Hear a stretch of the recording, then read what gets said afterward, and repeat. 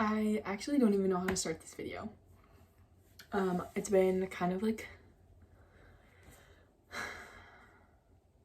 it's probably been like a couple months to almost maybe a year where I felt like I'm just kind of supposed to share what the Lord is sharing with me in my quiet time, or at least document it in a sense of like I can go back to it somehow. And I do usually write it, but obviously like you don't really go through your personal journal often. And so when I write things that I feel like are in a sense prophetic over what's going on now, or just going on throughout my life at least. And when I say prophetic, I don't mean, there's a difference between Old Testament prophets and New Testament prophets, and also edification. And I mean, I guess I could probably say it's more, prophecy is in a sense edification. We're not going to get into the details of that. Anyways, I was really just reflecting on my week this morning and just how it was going and what I was thankful for. Also, let me just, okay, if you are new to what this is called, this is a YouTube channel, and I've been doing it since I was however old, maybe like 13. Been editing vlogs about my life. I just like sharing stories, and so it's fun to me. But I also am just really passionate about the Lord and theology and the state of the world. So here I am. Also, I have a meeting later, and that's why I look so dolled up right now, because I have a meeting in an hour and a half. And yeah, I usually do not look this nice. Usually I just come to you in a ratty waking up stage, but today you got lucky, so here we are. I was supposed to say, go Tennessee, I hope they win this weekend. Anyways, okay, so the real reason that I wanted to share something this morning is because, wow, my heart is beating so fast because I just feel like the Lord is really speaking to me right now. And I'm not saying that out of like, wow, the Lord is speaking to me. But when you have a relationship with the Lord and he puts something on your heart, you get passionate about it. And yeah. So, as I was saying, this morning, I was just reflecting on my week and like what I was thankful for. And I just came to a point where I was like, holy smokes, this is what God is teaching me in this season. I'm in my last semester of college, and it's just a lot going on. But I've just been learning to like soak in moments and really manage my time well. And so I'm going to read you what I wrote, because I'm not going to be able to remember all of it. And I think the sequence of like how it came to me was just, I don't know, it's very encouraging and sobering. Yeah. Also, I'm not editing this. It's just going to go uploaded, because sometimes you don't have to cut things. You can just be real, okay? Okay, so yeah, I'm just going to read it. Right now, I'm really feeling that the Lord's arms are wrapping around me. And whenever I'm saying me, I want you to think of it as like you or us, because the Father's love is so equivalent and equal across people. So just keep that in mind. So right now, I'm really feeling that the Lord's arms are wrapping around me, saying that I got you, and to continue pursuing new and fresh life in me. So in him. Continue pursuing new and fresh life in him. I think I go through deep seasons of distraction and defeat, and there's a word in that, and God speaks to us in every one of these moments. Every single time I feel defeated or under or less than, I just let go.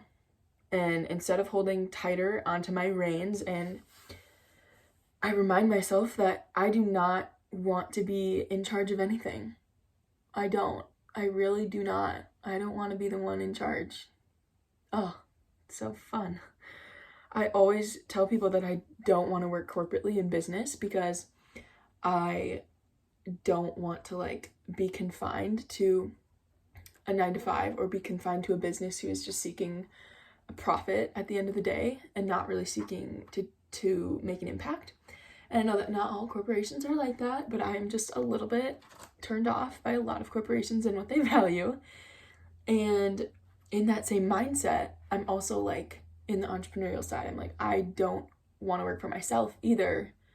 And I don't want to make me the image of what I'm doing in my life, because I want God to be leading. And oftentimes when you're in a corporate situation, you don't have a lot of decision or choice on what overall your company values, because they choose it and you just kind of submit to it, which totally works for some people, and you can find amazing organizations out there, so I'm not dogging.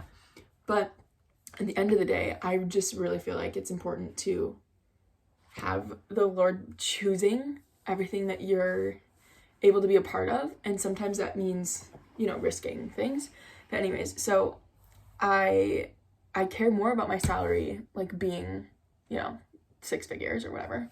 And I don't want to put business into a box and confine it into just a number. So in that, I also don't want to be just working for myself, and I want to be led and directed. And most importantly, I want to be comforted by Christ. So when I'm going through something stressful, or, you know, something that is just very anxiety inducing, I want to know exactly who I can trust and exactly who I can go to for comfort and peace. I don't want to have to guess if something is going to calm me down, or have to guess if something is going to make my life better, like any other thing. Or it might not even be a thing, it might be a person. I don't want to put my full trust in someone that I know has a slight chance of letting me down. And I think that's where faith obviously comes in, of like, you have faith in someone and then it's lost. But when you have faith in Christ and you let him show up for you over and over again, because you're not in control and you let him have the reins, let him drive, it's insane. So the Lord is really just showing me that, like, our lives right now seem so chaotic, but we don't have to be the ones in control. I don't want to be in control because I don't know what to do exactly. And so, okay, I'm going to keep going because I'm going to just go on too many tangents. Yeah, I want to know exactly who my comforter is.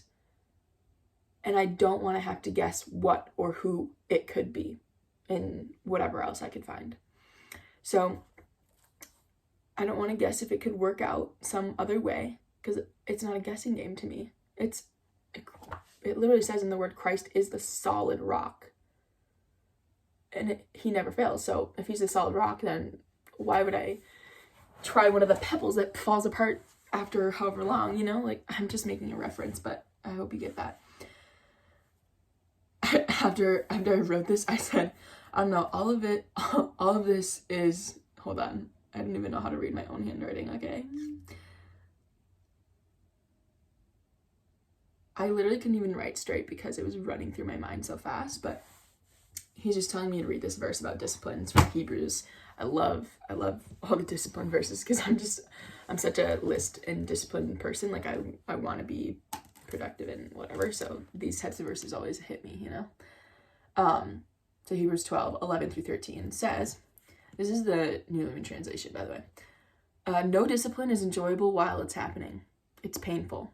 But afterward, there will be a peace and harvest of right living for those who are trained in this way.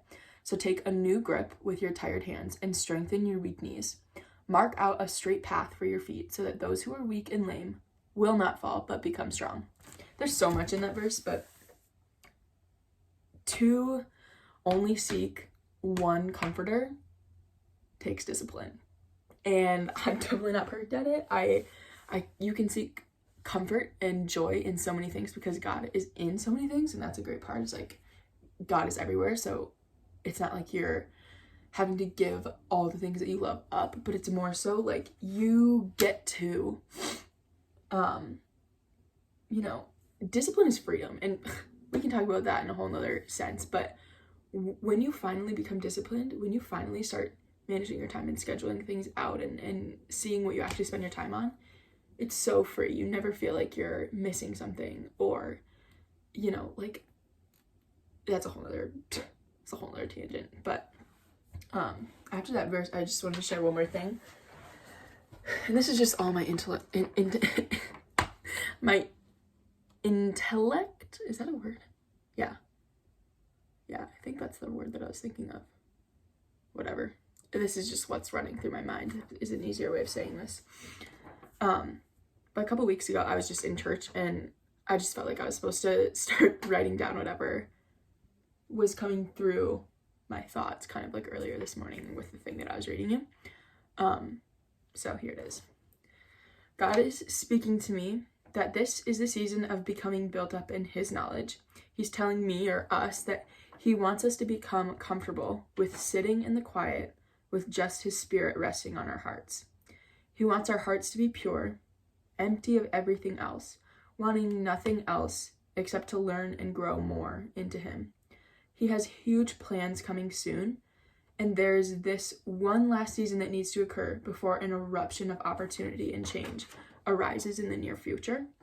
He's preparing us for the next stages of life, and it will require us to say no to the normal things that I would want to be doing all the time. And we need to reevaluate who is in the driver's seat in our lives. He does not want me to be productive, or he does not want me just to be productive, but he doesn't